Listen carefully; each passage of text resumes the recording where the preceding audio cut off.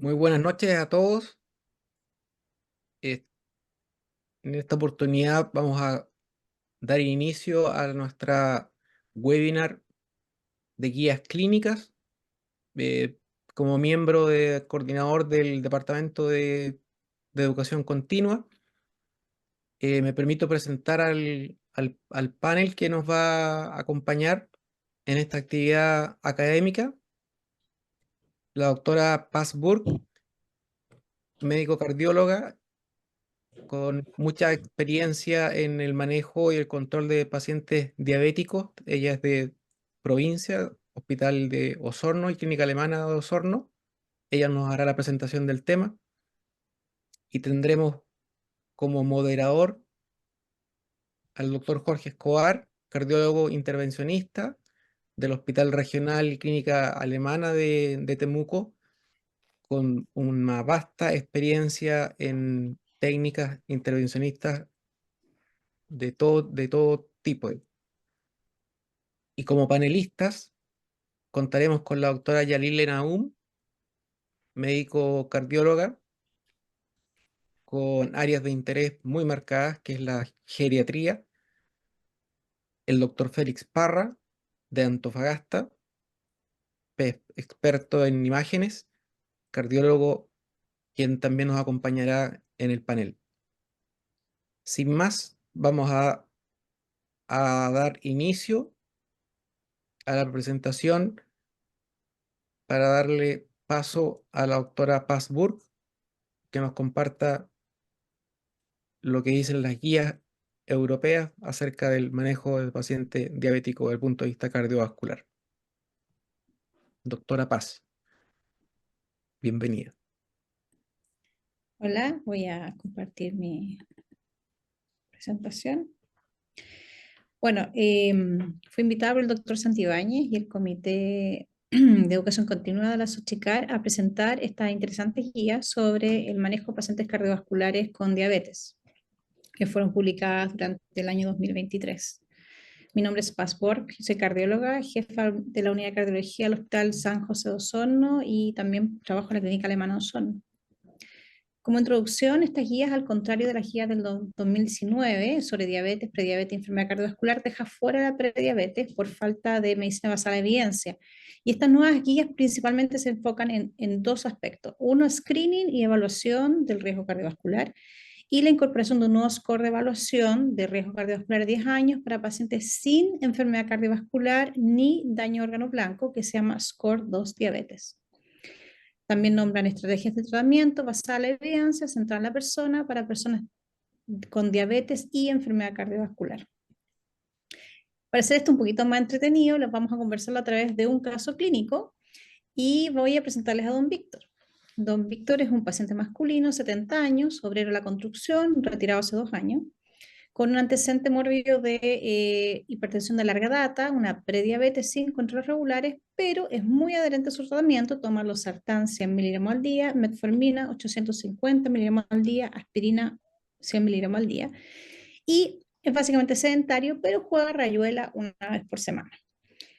Bueno, ¿por qué acude el paciente? La verdad que obligado por su esposa, lo cual es bastante frecuente, por presentar edema vespertino leve de extremidad inferior asociada a un leve disnea de esfuerzo, aunque el paciente atribuye todo su cansancio a un aumento de peso desde júbilo, desde varios meses de evolución.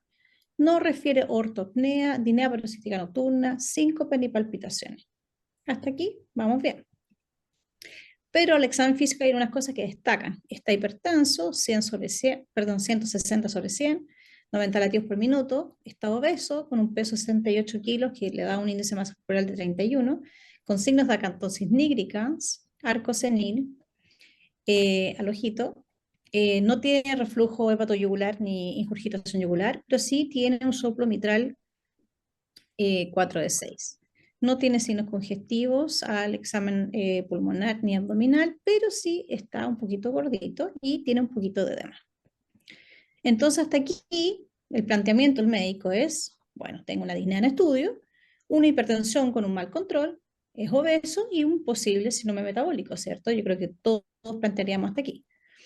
le pedimos exámenes. Y claro, efectivamente la glicemia está en 130, con una hemoglobina glicosilada 7, una creatininemia de 1,6, un clearance de creatininuria de 47 ml por minuto, una relación albúmina-creatinina de 20, perfil lipídico con un colesterol total de 220 sobre un HDL de 35, un LDL de 180 y triglicéridos de 300, un ProNP de 1200 y un electrocardiograma como muestra con algunos signos de hipertrofia ventricular y sobrecarga. Entonces, en este momento ya tenemos las cosas un poquito más claras, ¿cierto? Tenemos una posible insuficiencia cardíaca, es diabético, vamos a considerar que el paciente ya tenía tiene una sola toma de 130 y una hemoglobina glucosilada, pero ya nos aporta para diabetes, hipertensión, dislipidemia y una enfermedad renal crónica. Entonces, aquí ven el punto. ¿Cuáles creen ustedes que es el riesgo de enfermedad cardiovascular de este paciente y qué exámenes solicitarían a continuación? Para esto, se hicieron las guías de la Sociedad Europea de Cardiología, pero además son bastante largas, ustedes saben. Sí, hay algunos mandamientos que la sociedad pide que nosotros evaluamos dentro de toda esta larga y extensa información que nos postulan las guías de la Sociedad Europea. Y dentro de estos 10 mandamientos hay cosas elementales. Todos los pacientes con diabetes presentan un mayor riesgo de desarrollar enfermedad cardiovascular, así como enfermedad renal crónica. Y así la presencia de estas comorbilidades asocian a un gran impacto sobre el pronóstico y las estrategias de tratamiento. Debido a la alta tasa de diabetes no diagnosticada, es recomendable realizar screening de diabetes en todos aquellos pacientes con enfermedad cardiovascular con glicemia de ayuno y hemoglobina glucosilada. Eso es lo primero.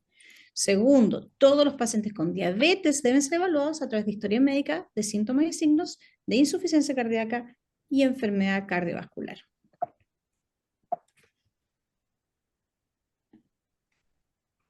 Entonces, ¿cómo lo hacemos? Podemos realizar una búsqueda sistemática de síntomas de insuficiencia cardíaca en cada control de todos aquellos pacientes con diabetes. Y lo que nos dice la guía es que nos invitan a usar este score que se llama WATCH-DM o Watch Diabetes, que es un score que se realizó con la población del estudio ACCORD y el ALHART. Y ellos en el fondo integraron la información para ver cuáles dentro de todos estos pacientes, que eran 8.700 pacientes, cuáles eran los marcadores en el fondo de desarrollar insuficiencia cardíaca futura. Los puntos serían edad, índice de masa corporal, presión sistólica y diastólica, glicemia de ayuno, HDL, creatininemia, ancho QRS y tener un infarto o una cirugía de reducción miocárdica previa.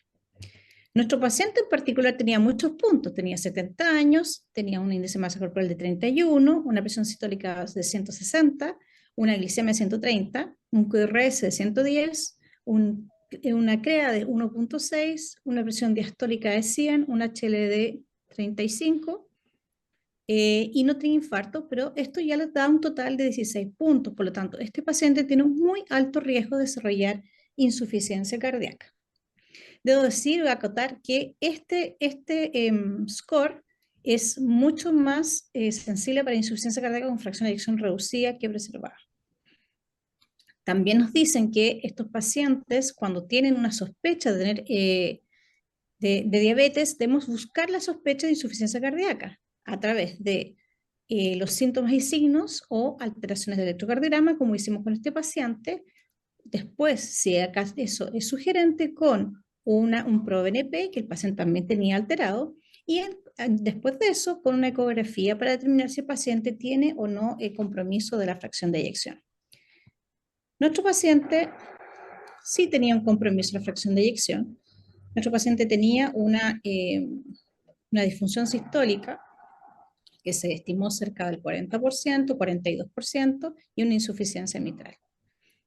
Así que tenemos entonces que además nuestro paciente tenía insuficiencia cardíaca. 4. Todos los pacientes con diabetes deben ser evaluados regularmente para descartar la presencia de enfermedad renal crónica a través del índice de filtración glomerular y la relación albúmina-creatininuria. Entonces, debemos determinar si el paciente, cuál es su nivel de clearance CREA y cuál es el nivel de albuminuria que tiene el paciente. Nuestro paciente particular estaría en un stage 3A1, ¿ya? Porque en el fondo tenía una pérdida de proteínas de menos de 20, o sea, tenía 20 miligramos por gramo.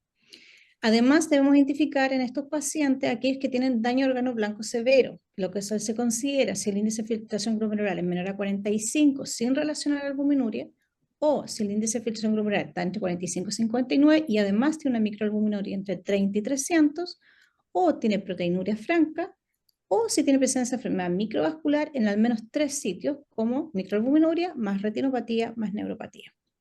Estos son pacientes que son con daño órgano blanco severo.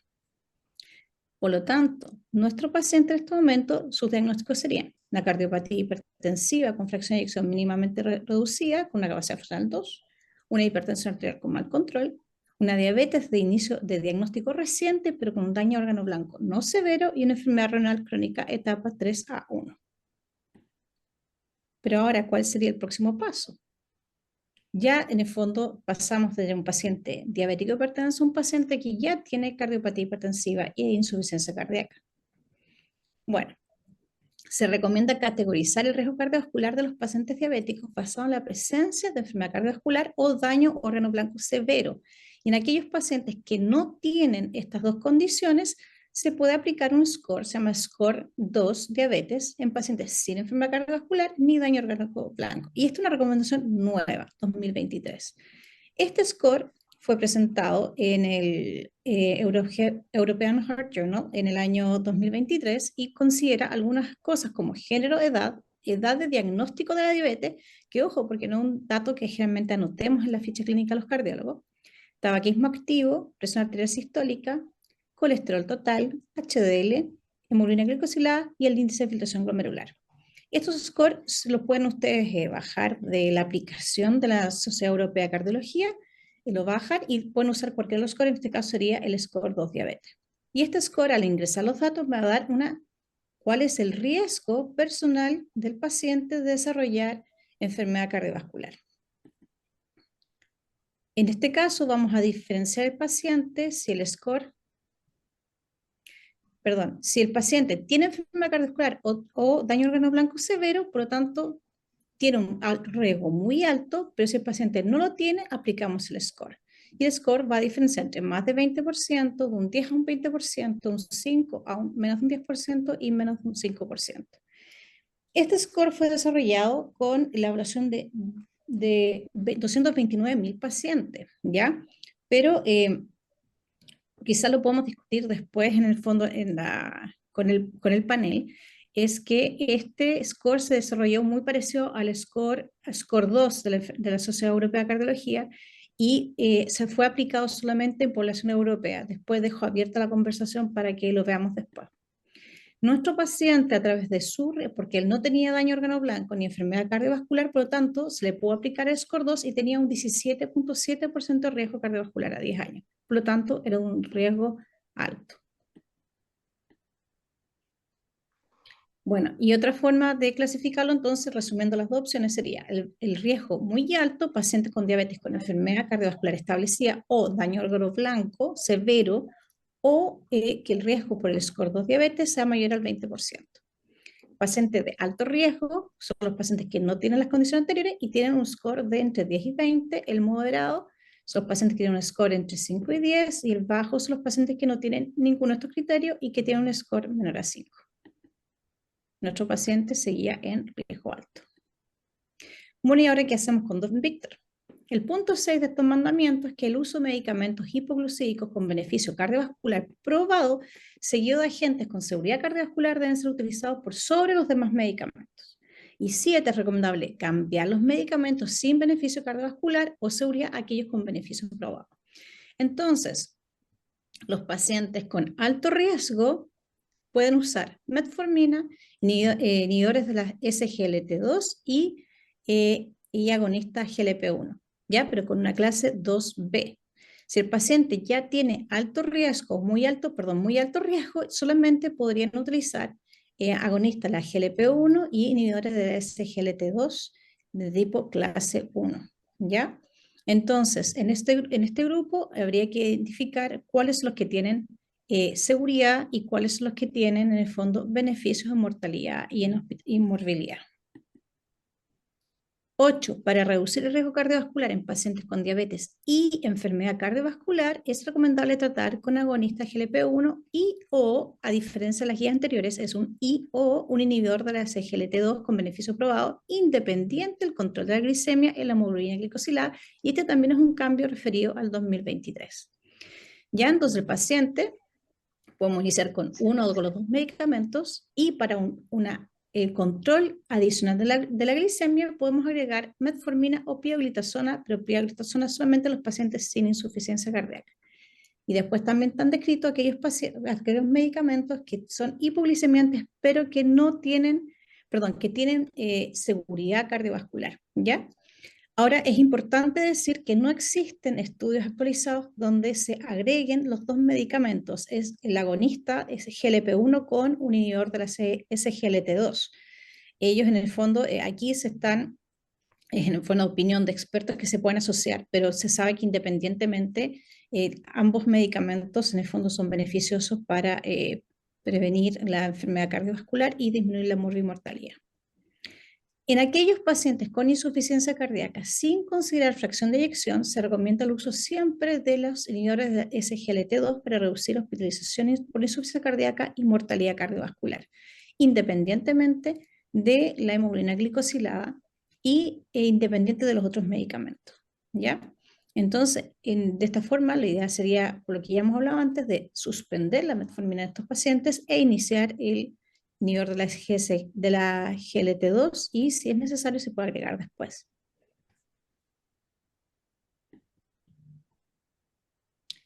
Y en aquellos pacientes con diabetes e insuficiencia renal crónica deben ser tratados siempre con inhibidor de la SGLT2 y agonista del receptor no esteroidal de mineralocorticoide, que será la finerenona, para reducir así el riesgo de enfermedad cardiovascular y el riesgo de falla renal. Entonces, en estos pacientes, el algoritmo que se postula es, para reducir el riesgo cardiovascular, es un régimen basado en estatinas; para reducir el daño renal, un inhibidor de la ECA o de la ARA2; para reducir el riesgo cardiovascular y de falla renal, usar el inhibidor de la SGLT2, clase 1, control de la presión arterial, clase 1, y finerenona, clase 1. Y para control adicional de la glucosa se pueden usar otros medicamentos como el agonista de la GLP-1. Así, basado en esta información, ¿qué tratamiento le indicaríamos al paciente? Bueno, siempre bajar de peso, una dieta mediterránea alta en grasas insaturadas, ejercicio 150 minutos a la semana, intensidad moderada, con resistencia 2 veces a la semana. La guía también es bien enfática en darle una indicación clase 1 a esta indicación. Losartán, el paciente ya usa losartán 50 miligramos cada 12 para adicionar una baja presión, amlodipino 5 miligramos al día. Iniciaríamos con una empaglifosina, en este caso de 10 miligramos al día, porque el paciente tiene falla renal aparte, ¿cierto? Y tiene insuficiencia cardíaca. Bisoprolol 2.5 miligramos al día, finerenona 10 miligramos al día, atorvastatina 4 miligramos al día, y por el momento suspender la metformina hasta reevaluar en el fondo la progresión del manejo de la glicemia del paciente. Y bueno, ¿y qué objetivos vamos a buscar en este paciente? El objetivo que vamos a buscar va a depender de varias cosas. Uno, en la guía, en realidad, el objetivo de presión arterial es más bien sistólica, no da indicaciones sobre presión arterial diastólica. Y la presión que busca en este caso es una presión entre 130 y 120 milímetros de mercurio, y si lo tolera el paciente podría ser menor a 120 miligramos de mercurio. Pero en los pacientes adultos mayores, que aquí los marcan como mayores a 65 años, se recomienda tener un target de entre 130 y 139 milímetros de mercurio. En los pacientes en cuanto a la diabetes, se espera una hemoglobina glicosilada menor a 7%, si tiene una expectativa de vida mayor, ¿cierto? Siempre tratando de evitar las hipoglicemias, pero si el paciente tiene una expectativa de vida más corta, en realidad hay que tratar de relajar en el fondo los targets de la glicemia y manejar hemoglobinas glicosiladas cercanas al 8.5%. Y al cuanto al LDL, va a depender básicamente cómo hemos categorizado a este paciente en cuanto al riesgo cardiovascular, y si el paciente tiene un riesgo cardiovascular muy alto, alto o moderado, y según esto, el objetivo de la EDL sería menos 55, menos 70 o menos de 100. ¿Ya? Citar al paciente 15 días con función renal, peso y control de signos, control serial, presión arterial para ajuste de medicamento de forma progresiva para alcanzar el goal en 6 semanas, que también es una de las indicaciones de estas guías. Bueno, y en resumen, si quisiéramos resumir todas estas guidelines, se resume básicamente en esta diapositiva. Depende de la presentación del paciente. Si el paciente tiene una presentación como enfermedad cardiovascular, el paciente hay que buscar diabetes, hay que hacer screening de diabetes en ese paciente. Si el paciente se presenta al contrario con una diabetes mellitus tipo 2, vamos a buscar, en este paciente vamos a hacer screening de enfermedad cardiovascular y screening de enfermedad renal crónica, ¿ya? Si el paciente se confirma que tiene enfermedad cardiovascular y diabetes mellitus, o se podría confirmar que tiene diabetes y enfermedad renal crónica. Si el paciente tiene diabetes y enfermedad cardiovascular documentada, entonces para reducir el riesgo cardiovascular independiente del control de la glucosa, a todos habría que iniciarle agonistas de la GLP-1 y o inhibidores de la SGLT2 clase 1. Si el paciente tiene diabetes y insuficiencia cardíaca, para reducir el riesgo, la hospitalización por insuficiencia cardíaca en todos los pacientes, ya sea de fracción de eyección preservada, mínimamente reducida o reducida, hay que utilizar un inhibidor de la SGLT2, clase 1. Y para reducir el riesgo cardiovascular y el riesgo de falla cardíaca, todos estos pacientes deben recibir un inhibidor de la GLT2 y finerenona. Este cuadro resume básicamente todo el manejo de las guías europeas de la 2023. Y bueno, algunas revisiones han dicho que hay novedades respecto a esto, sí. Una novedad es que la inhibidor de la SGLT2 y no o agonista de la GLP-1 si hay enfermedad cardiovascular, porque en las antiguas guías era o, en este es I o. ¿Ya? La puntuación de score 2 diabetes en pacientes sin enfermedad cardiovascular ni lesión grave de órganos diana también es una novedad. Los inhibidores de la SGLT2 se recomiendan para el tratamiento de insuficiencia cardíaca. Las inhibidores de GLT2 y finerenona si hay enfermedad renal. Esto es algo que no comentamos, como el uso de clopidogrel, además de aspirina, durante 6 meses después de un síndrome coronario crónico. Y ejercicio diario aeróbico y de fuerza en todos los pacientes. ¿Dónde hay lagunas? No se habla de dislipidemia heterogénica, no hay recomendaciones sobre prediabetes, aunque las guías los nombres desde el principio son claros en que no las van a dar. ¿Existe realmente una diabetes mellitus de bajo riesgo? ¿En qué pacientes, en qué tipo de pacientes podríamos encontrar un score menor a 5? Es difícil, yo creo. Tampoco nombran otro medicamento, la tirzepatida, ya que es un agonista de GIP y de la GLP-1, que no, a pesar de que ha tenido demostración en cuanto a riesgo cardiovascular, no está nombrada en esta guía. No indica los agonistas, la GLP-1 para prevención cardiovascular, aunque también hay estudios que indican esto. Y no se centra en obesidad, que es bastante curioso pensando en el mundo que estamos viviendo y en los beneficios que se ha visto con estos medicamentos. Así que espero que en este poco rato hayan podido tener una pincelada sobre lo que son las guías. Son unas guías muy completas, con mucha información, pero la idea es tratar de darles una visión más práctica sobre cómo enfrentar a los pacientes con diabetes y enfermedad cardiovascular. Así que desde el Hospital Base San José de Osorno y la Clínica Alemana Osorno, le decimos muchas gracias por la invitación y espero que hayan podido aprender algo nuevo hoy día. Muchas gracias, Paz. Excelente, excelente revisión y sobre todo atendida al tiempo, que eran 30 minutos en total.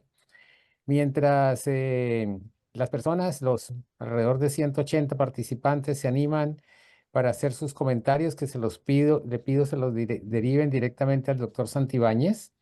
Eh, Quiero hacer algunos comentarios a lo que ha mencionado Paz. Me pareció excelente básicamente porque lo que has conversado es el paciente típico. Es un paciente asintomático que de hecho es llevado a su consulta por su esposa.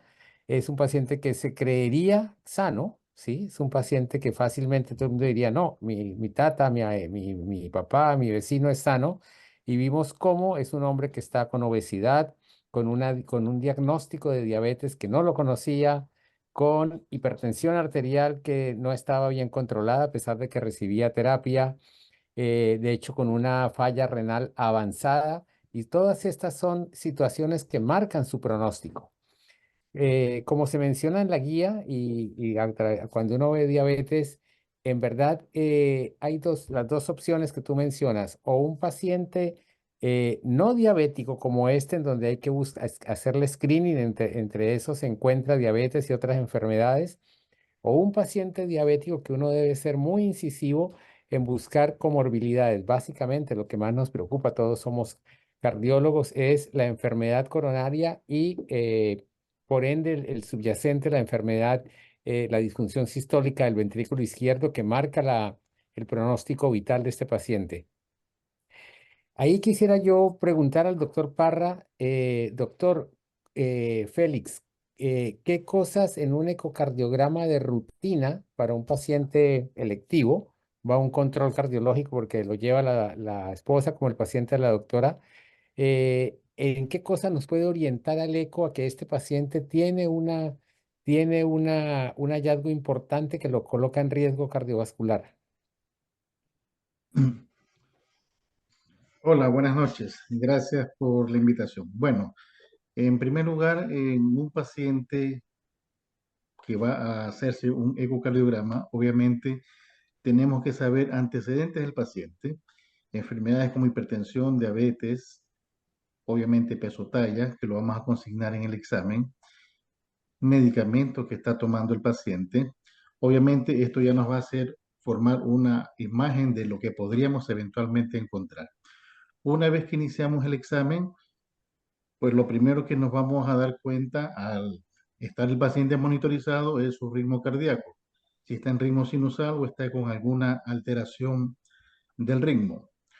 Dos, vamos a ver en cuanto a las paredes del corazón si ya existe una hipertrofia ventricular o no. Es una de las principales cosas que buscamos, lo cual ya nos daría índice de que es un paciente que tiene años de evolución de su enfermedad que no ha sido tratado adecuadamente, lo cual obviamente nos va a incidir en la búsqueda de la función ventricular izquierda. Además, este tipo de paciente vemos el tamaño de la aurícula izquierda, si hay insuficiencia valvular mitral, el grosor de las válvulas, el llenado de la aurícula izquierda, lo cual nos va a hacer enfocar en un paciente con una patología reciente o una patología ya avanzada.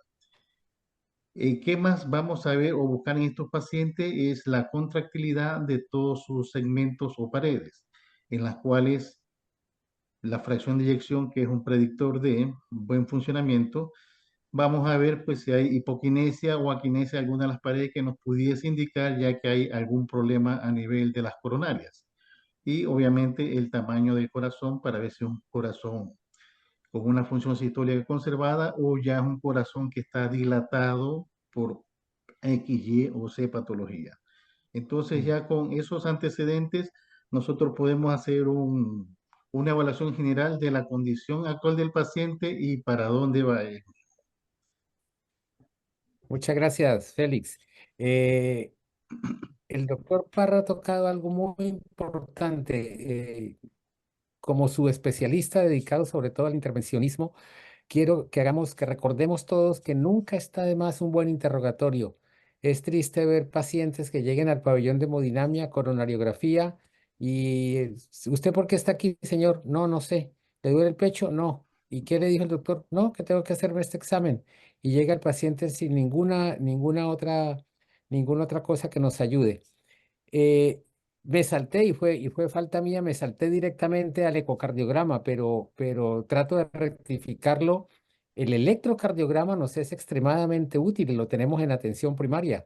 El electrocardiograma, como mencionaba el doctor Parra, nos puede mostrar si hay presencia de ondas Q, evidencia de necrosis antigua, de infartos que haya tenido, que pueden haber sido silentes mucho más en esta población de pacientes diabéticos y de hecho que también frecuentemente son adultos mayores y le vamos a pedir ahora a la doctora Nahum que nos converse algo. La hipertrofia de cavidades ventriculares, los crecimientos auriculares que nos hablan de disfunción diastólica, que puede ser el primer paso de presentación de la enfermedad cardíaca, ya sea coronaria o no. Doctora Nahum, en este caso que nos contó la doctora Burke, en los pacientes adultos mayores, ¿qué señales de alerta en la anamnesis, en el examen físico, podemos tener en adultos mayores, repito, que nos alerten a ser incisivos en la búsqueda de daño cardíaco y comorbilidades anexas? Súper bien. Primero, hola a todos. Esta guía deja una serie de sinsabores, especialmente en el grupo de personas mayores, partiendo por que no hay ningún capítulo específico para este grupo poblacional, sino que uno tiene que sacar como conclusiones del grupo del subgrupo, ¿no? Primero, la población como persona mayor en Chile es parte de los 60 años, no es muy lejano si uno lo piensa. Así la guía los considera en Estados Unidos, Europa son 65, pero en Chile son 60. Entonces, si consideramos que una persona generalmente sobre 60, sobre 70, 80, más un grado de fragilidad agregado, siempre tiene algún fármaco de base, y es una de las cosas que primero preocupa. Si a esto le sumamos fármacos para la diabetes, como está comentando Paz, que al menos un ISGLT2, de pronto otros más complementarios, y le agregamos los de insuficiencia cardíaca, que están los 4 típicos pilares, más eventualmente un poquito de diurético. A eso le sumamos la estatina, y ahora la idea es que ojalá la estatina sea combinada, y ojalá con niveles de LDL tan bajitos que generalmente termina como con 3. Entonces, vamos sumando en número y vamos sumando en precio. Eh, no hay ningún trabajo que pudiera incluir las guías, tanto esta como otra, que sean menos heterogéneos que los trabajos que ya existen para personas mayores. O sea, en el fondo, ya la clasificación por edad ya no es la que corre, finalmente uno tiene que clasificar al paciente por la fragilidad, y eso todavía nos falta mucho por hacer ahí. Están todos los pacientes todavía muy mezclados. Entonces, tenemos que considerar que es un grupo poblacional, uno, que cursa con más efectos adversos a medicamentos. Por lo tanto, la hipotensión ortostática es muy marcada y hay que detectarla muy a tiempo. Tienen más riesgo de hacer miopatías por estatina. Y acorde a su pregunta, doctor, es que los síntomas de insuficiencia cardíaca no son tan evidentes. Por lo tanto, yo puedo tener un paciente que solamente está haciendo más siestas de lo habitual, o puedo tener un paciente que esté más olvidadizo, o que esté más inapetente, o definitivamente que se está levantando más en la noche, o que definitivamente lo único raro es que ahora está un poquito más puntúo con la señora, digamos, o sea, con el lenguaje un poco más raro, ¿no es cierto? Como el contenido un poco más disperso. Eso ya pueden ser signos de poca presión de perfusión cerebral o de exceso de beta bloqueo, por ejemplo, que es un clásico que uno puede tener el exceso de bloqueo. Entonces, muchas veces antes de detectar o poner como diagnóstico cerrado a estos pacientes, está cursando probablemente con insuficiencia cardíaca, o primero darse cuenta. Segundo, ver si primero puedo prescribir. O sea, en el fondo, la mayoría de los pacientes pueden presentarse como un símil de insuficiencia cardíaca, siendo que finalmente lo que tienen es polifarmacia. Entonces ahí hay que primero retirar medicamentos, revisar bien qué combinación puede estar chocando con otra, y recién ahí, una vez que eso esté limpio, valorar si tiene síntomas de insuficiencia cardíaca. Por lo tanto, lo que echo de menos acá en esta guía en puntual es que, si bien no dudo de todo lo que es la eficacia de los medicamentos que ha nombrado la doctora Paz, eh, las medidas no farmacológicas no podemos dejarlas tan atrás. Está excesivamente embarcado a los fármacos, pero ya tenemos dificultades como médicos ya para decir qué tipo de actividad física uno puede recomendar. En este grupo en particular, el manejo de la fuerza es fundamental y no tanto ejercicio aeróbico. Eh, una alimentación, tampoco tenemos mucha claridad cómo tiene que ser una alimentación para una persona que ya está con sarcopenia, tenemos que darle más carga proteica, pero si son más propensas a fallar renal además, no podemos darle tanta carga. Entonces, es un grupo poblacional que requiere un capítulo entero aparte, y eso es lo que uno echa un poco de menos en esto. No vale solamente con el diagnóstico y una hemoglobina glicosilada como objetivo, sino que hay que ver un contexto. Muchas veces uno tiene esta misma guía menciona que uno tiene que ser más permisivo con las presiones sistólicas, de acuerdo, netamente manejado según la hipotensión ortostática, pero la presión diastólica en estos pacientes es súper importante.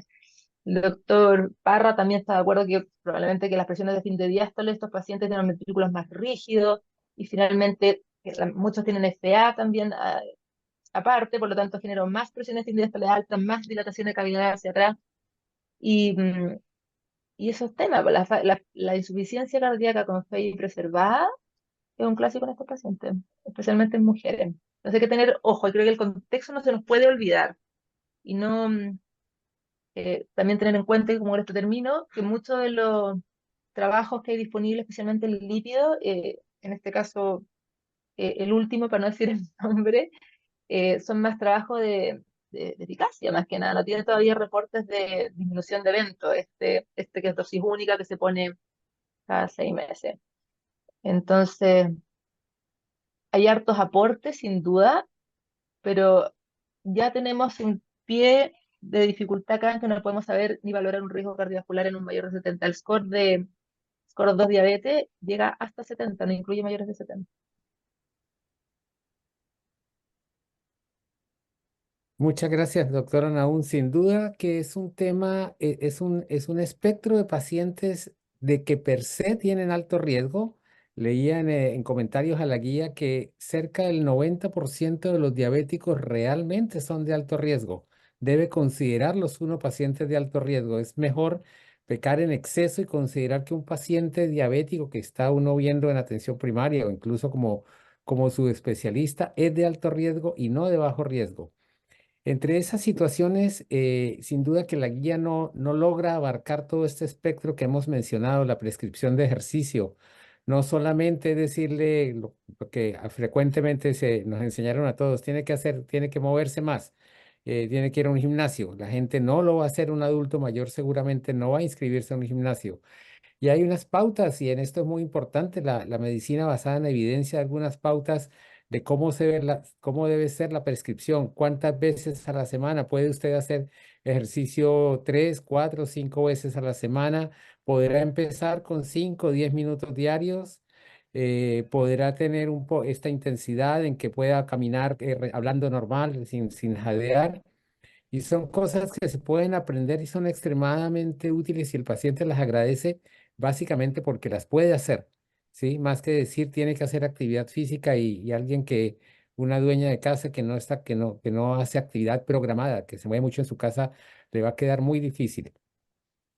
Igualmente que Y, perdón, adelante. no, perdón, agregar muy cortito. Eh, recordar que de- cuando uno piensa en una persona mayor, generalmente le viene a la mente la persona con el bastón, que le cuesta un poquito caminar, no sé, pero ese es el 15% de la población en Chile, mayor de 60. El 87%, 85% son personas que son funcionales, autovalentes y con algún quizás grado de prefragilidad, pero el grupo frágil es pequeño, solamente que se lleva mucha Ujú. atención por la cantidad de demanda que requiere. Pero en una persona que ya están viviendo 100 años, 90 años. En Chile ya hay 5.000 personas de sobre 100 años que circulan en el día a día. Por lo tanto, cuando uno habla de expectativa de vida, cuando uno habla de cuáles son los objetivos del control, claramente los parámetros de mortalidad son muy relevantes. Pero muchas veces alguien de 90, el parámetro no es el de mortalidad, po, el objetivo final, sino que sea calidad de vida. Por lo tanto, también tenemos que ver qué tipo de terapia pueden ser fantásticos en cuanto a número, pero finalmente la polifarmacia y los efectos adversos deterioran tanto mi calidad de vida que es mejor sacar.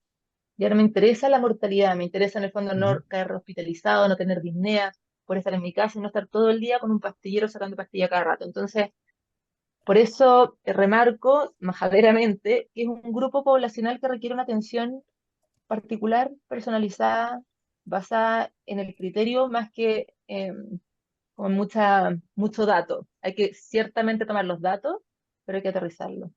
Eso. Absolutamente de acuerdo. Nos avisa, doctor Santibáñez, si hay alguna pregunta para alguno de los expositores.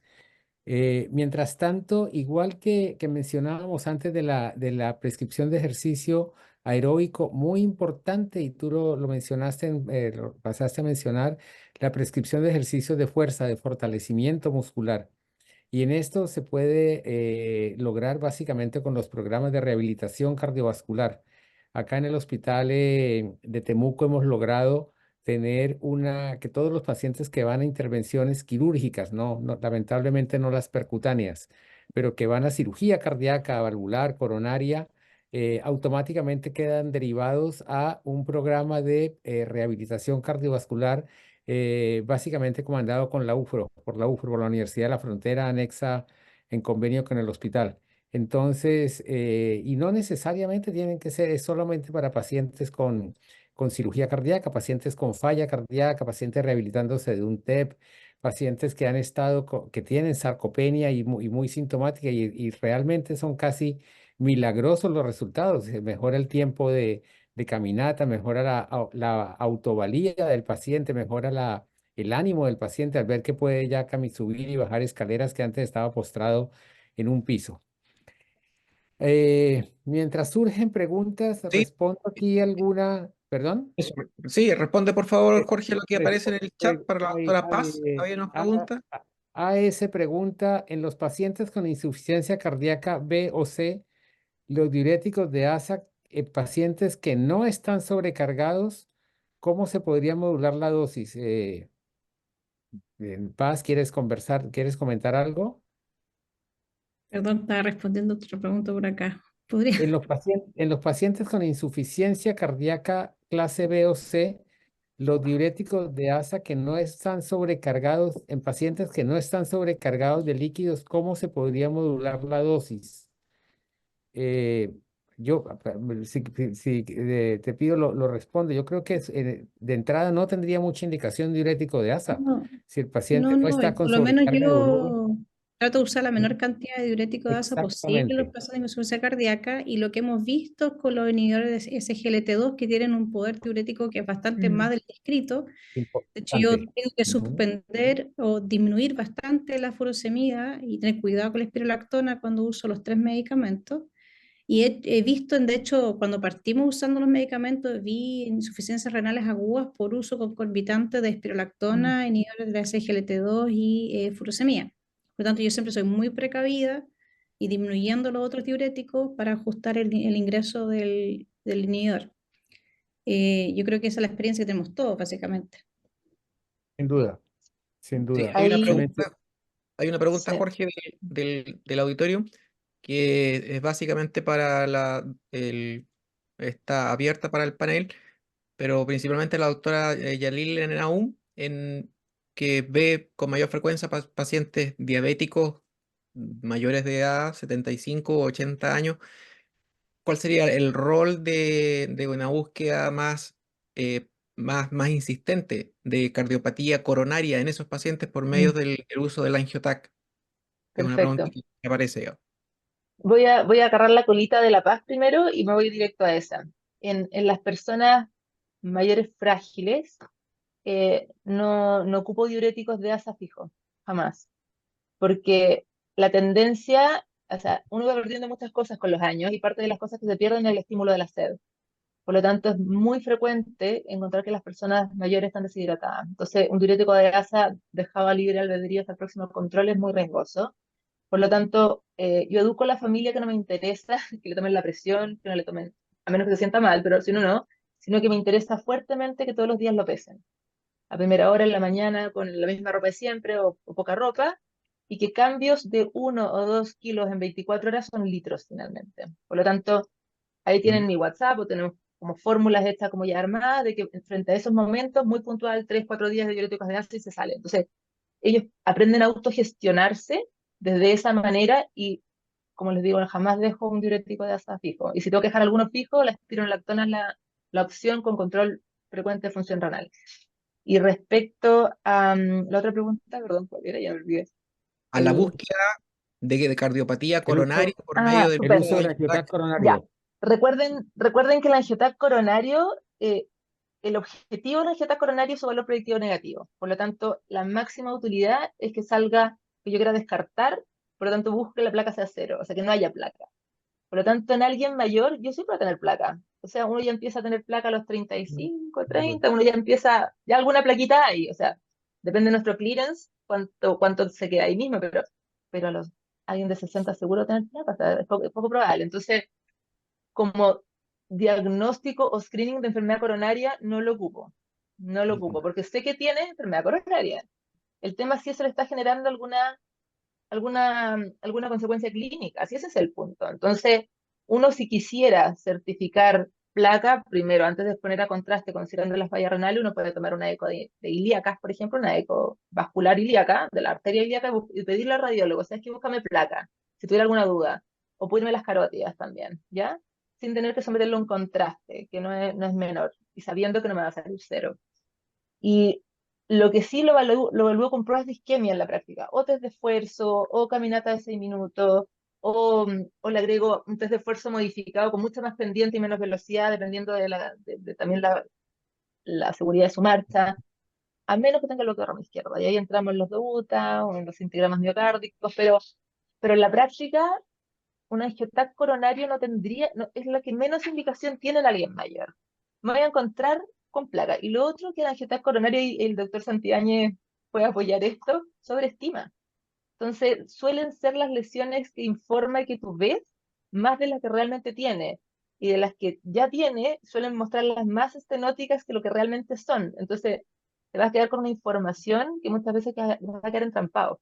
Entonces, acá son pruebas funcionales. Más que nada son funcionales y no anatómicas. Eso. Perfecto, yo lo comparto plenamente como intervencionista y como cardiólogo clínico. He visto muy frecuentemente consulta porque en un eco de vías biliares, en un eco de abdomen, en un TAC de tórax por tos, como el motivo de consulta es, tengo el informe de calcificaciones en la aorta Mm. o calcificaciones coronarias.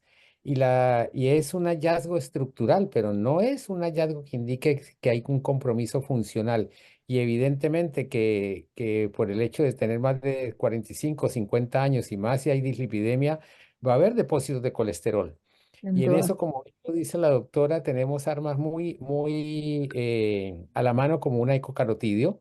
Sí, yo lo uso bastante. Y los métodos clínicos de detección de isquemia, de inducción de Mm. isquemia. Entre ellos, el más común, la prueba de esfuerzo. Y como mencionaba la doctora Nabunsi, no existe una posibilidad que tenga una información positiva porque existe un bloqueo de rama, un trastorno de conducción muy importante.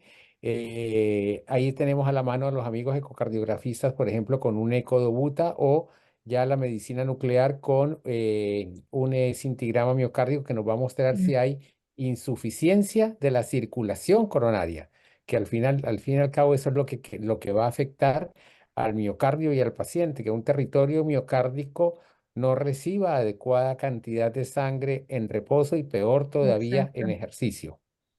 Ujú. Y Es bien, sumar además, bien bueno ese enfoque. sí, perdona, sumar además que si no tienes trastorno de la marcha, estamos siempre tratar de elegir un estudio funcional o prueba de isquemia que sea con ejercicio.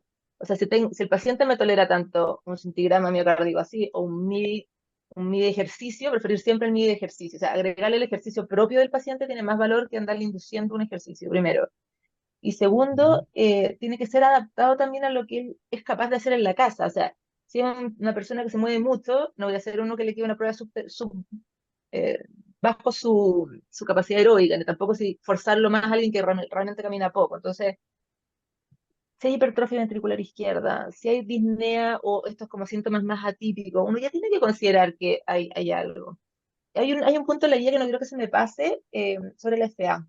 Hace mucho énfasis en el cribado del screening de FA y en este punto, a mayor edad, mayor FA. A mayor edad, mayor sangrado por anticoagulante. A mayor edad, mayor trombosis y no anticoagulo. Entonces, todo es más.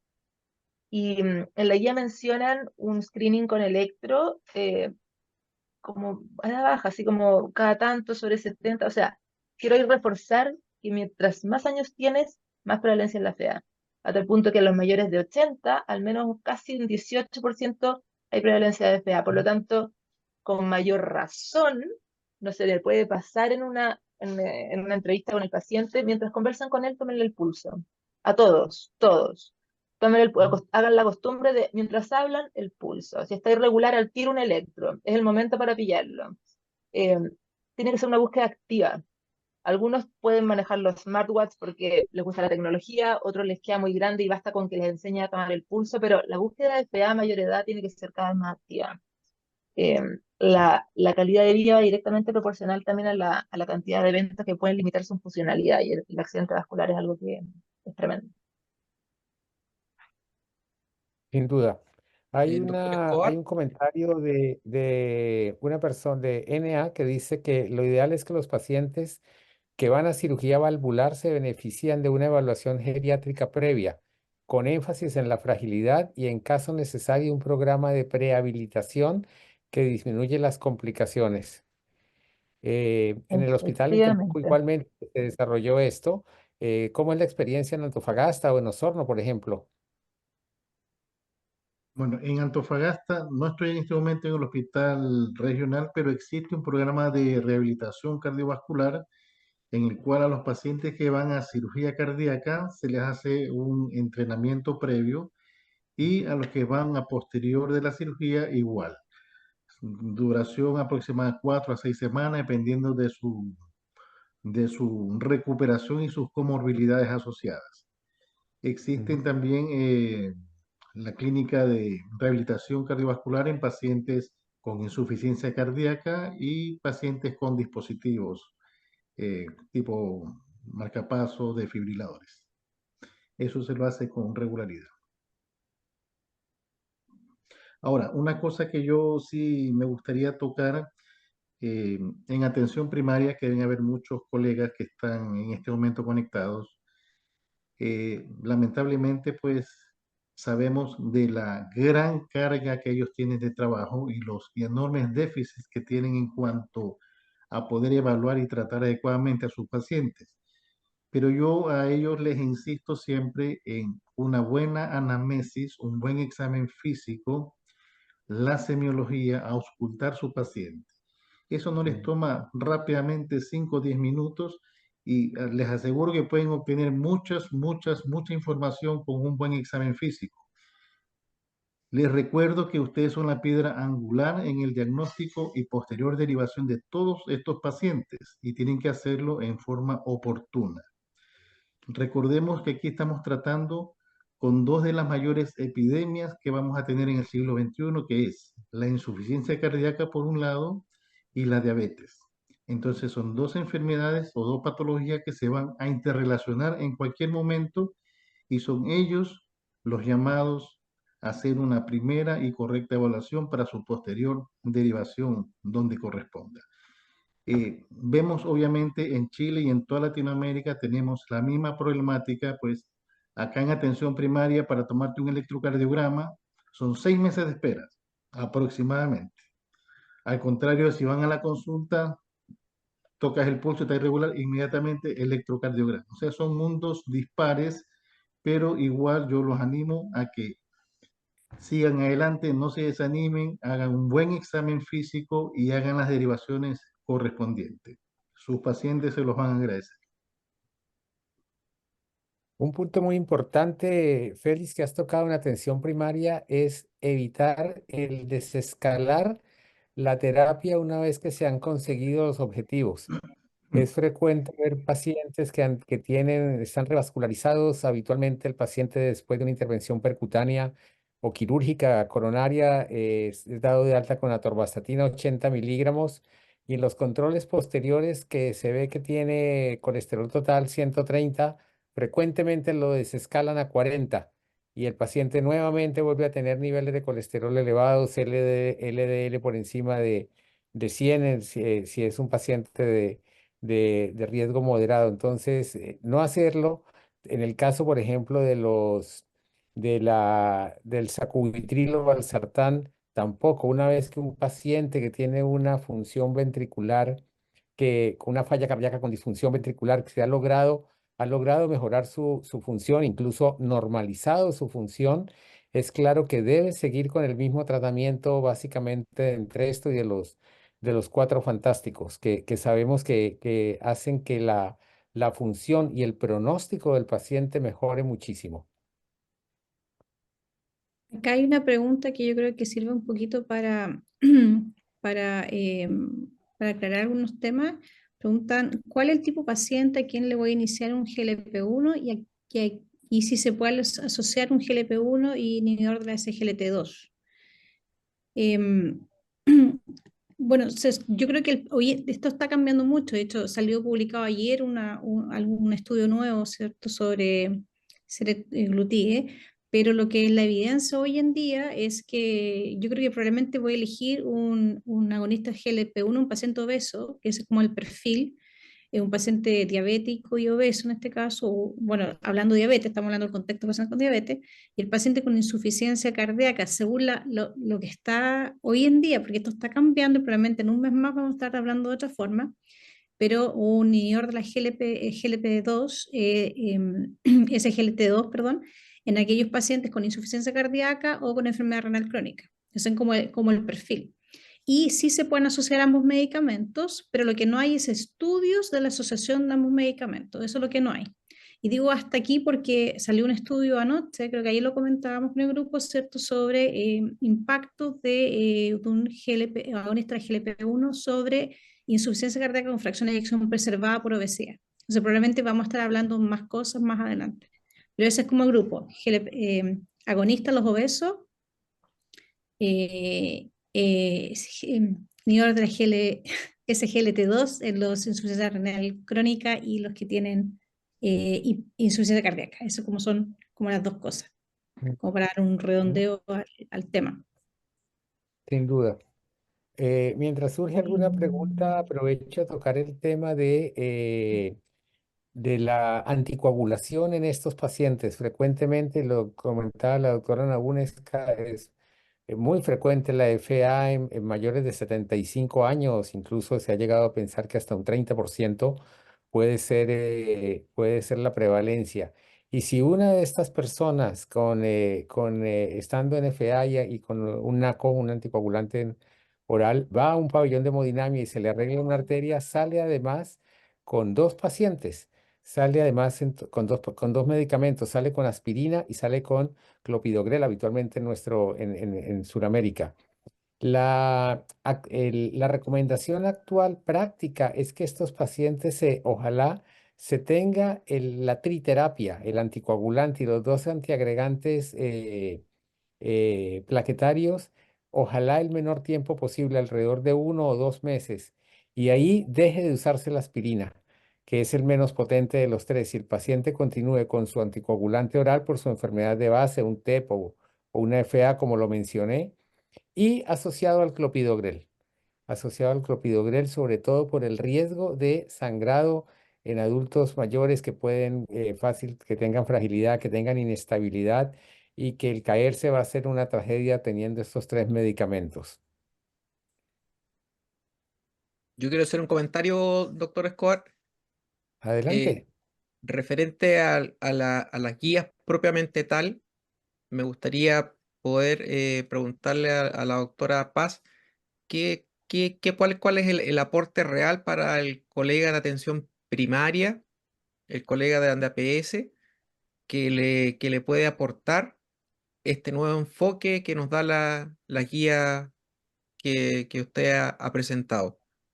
Porque hay comentarios en el chat que en el fondo estamos hablando de cosas que no tenemos, pero yo veo que eh, puede haber una mirada un poquito más crítica y más optimista acerca del tema. Quisiera saber si nos puede ayudar en esa opinión. O sea, yo creo que lo primero es identificar a los pacientes. Yo creo que una cosa importante, lo hablaba el doctor Parra, de que si solamente vemos al paciente como un diabético, un número más en el policardiovascular en el fondo, y no podemos identificar o ver los red flags que este paciente va a ir riesgo, o sea, eso es lo primero. Cuando estratificar el paciente, existe mejor el score 2 diabetes, no los europeos, ¿cierto? Entonces yo creo que podemos en el fondo estratificar, o sea, clasificar a este paciente para poder ajustar la intensidad del tratamiento que sí podemos dar en la atención primaria. Manejo de presión arterial, o la intensidad de tratamiento con estatinas, porque los consultorios hoy en día sí tienen en el fondo atorvastatina, por ejemplo, sí tienen aspirina, sí tienen losartán, enalapril, amlodipino, entonces sí lo pueden usar. Ahora, respecto a los inhibidores de la SGLT2, no existen, yo creo que debe haber un consultorio en Chile, pero que yo sepa no, pero sí los hospitales lo estamos trayendo y los precios son bastante adecuados y, por ejemplo, en Osorno yo tengo una reunión ahora con el Servicio de Salud, pero está siendo estudiado para incorporar uno de ellos a la atención primaria, porque hoy en día es una indicación clase 1, entonces en el fondo no se puede escapar mucho de esto, así que yo creo que los consultorios de Chile en poco tiempo vamos a empezar a tener inhibidores de SGLT2, ¿ya? Mm. Además de que hay conversaciones en el MinSal sobre la incorporación en la canasta G de estos medicamentos, entonces yo creo que tenemos que pensar más allá, y lo otro es que también estos medicamentos están en las farmacias vecinas. Entonces, Mm. son cosas que podemos en el fondo hacer. Si nosotros creemos realmente que este paciente tiene un mayor riesgo y que se va a beneficiar, porque, por ejemplo, el más importante, paciente con insuficiencia cardíaca o con insuficiencia renal crónica, son pacientes que se van a beneficiar y que pueden hacer un esfuerzo, además que los inhibidores de GLT2 no son tan caros como los GLP-1. Así que yo creo que tratar de hablar con el paciente y tratar de, en el fondo, pedirle que transitoriamente compre el medicamento. Pero insisto, yo creo que la guía donde va principalmente son dos puntos. Uno, el tratamiento de los medicamentos, y el otro es diagnosticar, evaluar y clasificar al paciente. Porque yo creo que en eso no estamos fallando harto, la atención primaria, en lo que es mirar al paciente como un todo y, en el fondo, fijar las metas de tratamiento de acuerdo al riesgo cardiovascular. Muchas gracias. Mm. Eh, Estoy de Sí. acuerdo con Paz que el beneficio de los SLGT1 es tan rotundo que es cosa de tiempo. En algún minuto tendrá que incorporarse, es cosa de tiempo, pero es algo que uno no puede no ofrecerle al paciente y ver la forma de que lo va a adquirir finalmente. Mm. Yo tiendo a ver el vaso más lleno que vacío. Yo creo que en Chile, yo soy colombiano, en Chile tenemos un muy buen sistema de salud. Eh, en el hospital de Temuco, donde yo trabajo, está garantizada, por ejemplo, los cuatro fantásticos para un paciente con falla cardíaca, con fracción de eyección, bueno, ahora ya preservada perdón, disminuida o incluso preservada. Y ese paciente, porque había una pregunta que alguien comentaba, que cuál es la realidad en la atención primaria. Este paciente, por ejemplo, que se diagnosticó en el hospital, llegó en edema pulmonar, ya sea un cuadro coronario o no, etcétera, sale con los cuatro fantásticos. Este paciente tiene garantizado su medicación, los cuatro medicamentos, más la estatina a dosis de 80. No hay, por ejemplo, ezetimiba. Se puede, en casos extremos, uno lo hace por compra directa de farmacia, pero no es lo habitual. Entonces, si uno lo ve en falla cardíaca en la región de la Araucanía, que es la región más pobre, de las más pobres del país, los pacientes con falla cardíaca vistos en el hospital tienen asegurada su atención farmacológica. Entonces, es mucho lo que podemos hacer. Si este paciente que nos conversaba, comentó la doctora Burke, no hubiera sido incisivamente tratado, lo trae su esposa, ¿usted se siente bien? Sí, me hincho un poco, me canso un poco porque estoy más gordo. El electro no tiene nada grave, no hay CUS. Bueno, control en un año más. Chao. Sí, pero ahí viene el rol importante y lo mencionaba el doctor Parra, de por qué fuimos médicos, de volver a reencantarnos con el interrogatorio, con ser exhaustivos en examinar el paciente. A mí todavía me cuesta trabajo creer pacientes que han ido a ver médicos y doctor ni siquiera me examinó, no me preguntó nada, no me renovó la receta y que hasta luego, que le vaya bien. Entonces, el reencantamiento con la medicina va a hacer que nuestros pacientes tengan una mejor atención y sin duda alguna que nos faltan muchas cosas, pero entre ellas es mucho lo que podemos hacer además en conjunto. En este solo chat tenemos un experto en ecografía, en ecocardiografía, tenemos un experto en arritmias, tenemos una experta en pediatría. Y es lo habitual, lo común de nuestros hospitales. Si tiene uno una duda, llama al cirujano cardíaco que puede estar haciendo consulta en el box al lado. ¿Algún otro comentario, doctora Burg, doctora Nahum, doctor Parra? Quisiera Nos hacer un quedan un comentario poco más cortito de sobre 5 o una 6 minutos. pregunta una pregunta que hay acá que yo creo que es bien importante. Pregunta al doctor Castañón sobre la SGLT2 y las balanitis, la infección urinaria y el Fournier. Yo creo que sí, o sea, todo está escrito. Dice que él ya tuvo un Fournier, es muy raro el Fournier dentro de los efectos de la SGLT2. Lo que sí, mucho más frecuente son las infecciones urinarias, ¿cierto? Pero por lo menos dentro de mi experiencia, de lo que he conversado con nefrólogos y de las guías, porque hay unas guías respecto a esto, el aseo es fundamental. ¿Ya? El aseo en el fondo del área genital es fundamental para evitar en el fondo estas infecciones. De hecho, el nefrólogo con el que yo he hablado, un nefrólogo muy conocido acá en Chile, me hablaba que cuando él indica el medicamento, él indica y explica con detalle cómo debe hacerse el aseo genital y con eso ha disminuido mucho la tasa de infecciones. Y la verdad es que yo tengo muy pocos pacientes que he tenido que suspender medicamentos por esos motivos. Pero definitivamente, y las guías, no solamente mi opinión y la del doctor, hay unas guías respecto de la Sociedad de Nefrología y es el aseo genital. Y eso.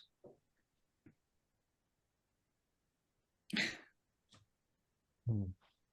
Un En comentario, ese mismo orden de comentario, ideas, casualmente, sí, adelante. sí, un comentario. Quisiera saber qué visión tiene eh, el doctor Parra, la doctora Burke, acerca del paciente diabético con falla renal. Diabético con falla renal, ¿qué pasa en el fondo con los cuatro fantásticos? ¿Qué pasa con la cardiopatía que va a desarrollar? ¿Qué herramientas terapéuticas nos quedan? Estoy pensando en un paciente que se dializa, digamos. Eso hay que dejarlo Mm. a la merced de la historia natural, o qué es lo que hacen Pero, ustedes en la práctica doctor clínica. Santibáñez, ese es otro tema completamente distinto. Ahora hablamos media hora más sobre eso. Porque ese paciente es un paciente súper complejo en el fondo, es muy complejo. Uno trata de seguir las guidelines donde más se puede y donde cada medicamento tiene más en el fondo impacto, pero un paciente es muy difícil de ocupar los cuatro fantásticos. Ahora, lo que sí, el uso de los SGLT2 cada vez ha ido disminuyendo el clearance de creatinina indicado. Al comienzo era más de 30, ahora es más de 15 en el fondo para uso de... Entonces, se están ocupando cada vez más y hay estudios que todavía están en curso donde se evaluaría el uso incluso en pacientes en el fondo con más falla renal, pero ojo, porque me pasó también una vez. Acuérdense que el mecanismo de acción de la SGLT2 es por glucosuria, ¿cierto? Glucosuria y natriuresia. Entonces, si el paciente es anúrico, no le pueden indicar en el fondo, pero me ha pasado. Se me ha pasado. Entonces, si el paciente es anúrico, no le pueden, no pueden indicar el medicamento. Pero Mm. probablemente muchos cardiólogos estamos usando los inhibidores de la SGLT2 off-label en cuanto a pacientes con disfunción renal avanzada, porque no es un medicamento que cause en el fondo hipotensión, entonces no causa hipercalemia, entonces es un medicamento que dentro de lo que tenemos hemos visto que es bastante seguro, pero muchos trabajamos off-label con esto. Y es uno de los pocos, acuérdense, cuando uno parte con una insuficiencia cardíaca, donde uno puede partir con más comodidad justamente es partiendo con el inhibidor de la SGLT2, porque en el fondo el que menos hipotensión nos produce. Pero doctor, usted me quiere meter en una camisa. Ese es. Ya, es un problema que estamos todos expuestos al día a día. Mm. Mm. Una pregunta para el doctor Parra. ¿Hay alguna característica ecográfica de un paciente que haga distintivo una falla cardíaca por un diabético? ¿O, o netamente entra dentro del cajón de las fallas más diastólicas? ¿O podría ser algún tipo de su ecografía en los pacientes diabéticos? A ver, en los pacientes cuando ya están con una diabetes avanzada, con daño en la microvasculatura, aquí donde básicamente vamos a ver obviamente la disfunción diastólica como primer tema y podemos comenzar a ver zonas de hipoquinesia a nivel de las paredes con caída del strain longitudinal. O sea, comienzan a hacer un fallo sistólico en un paciente que aparentemente no presenta aún sintomatología coronaria, simplemente disnea leve con el tiempo y estos son lo que nos podría aportar la ecografía en este tipo de pacientes. Se nos está terminando el tiempo. Yo quiero dejar dos mensajes de finales. El primero es que siempre, por favor, recordemos que todo paciente que se presente con falla cardíaca, más todavía si es diabético, debemos ser muy incisivos en buscar si hay insuficiencia al riego coronario, si hay una enfermedad coronaria, así sea silente, si que no tenga el paciente angina, sino que se presente como un equivalente anginoso con disnea. Y respecto a la pregunta de la balanitis, hay otro efecto colateral de uno de estos cuatro fantásticos, que es la mastodinia en hombres por espironolactona. Hay que preguntarla, ¿le duelen las tetillas directamente? Y puede llegar a ser tan severa que hay que suspender la espironolactona. Se puede cambiar a epleronona, que no está en el arsenal terapéutico de FONASA, básicamente por el beneficio que tenga al retener potasio y como disminución para disminuir la fibrosis, pero es algo que también frecuentemente pasa. Coincido con Paz en que tener que suspender el SGLT2 por una balanitis, a mí no me ha tocado, mejorando las medidas de aseo, sobre todo postmiccional, evitar el goteo, es algo que frecuentemente se mejora, desaparece. Yo quiero dar en nombre de todos los panelistas las gracias. Quiero darle las últimas palabras al doctor Santibáñez, nuestro anfitrión del Comité de Educación Médica Continua de Xochicar. Agradecer de parte de todos a Xochicar y sobre todo a los cerca de 170, 180 participantes. Espero que haya sido de su agrado, espero que les haya ayudado, sobre todo en la práctica de atención primaria. Eh, los insto personalmente a que vean que no estamos tan mal como parece y que poniendo de nuestra parte podemos estar muchísimo mejor, sobre todo por el bien de nuestros pacientes y sus familias. Doctor Santibáñez. Muchas gracias, doctora Paz, por su brillante presentación. Doctora Yalile, muchas gracias por dedicarnos este tiempo a la academia. Doctor Parra, Antofagasta, muy amable por su participación.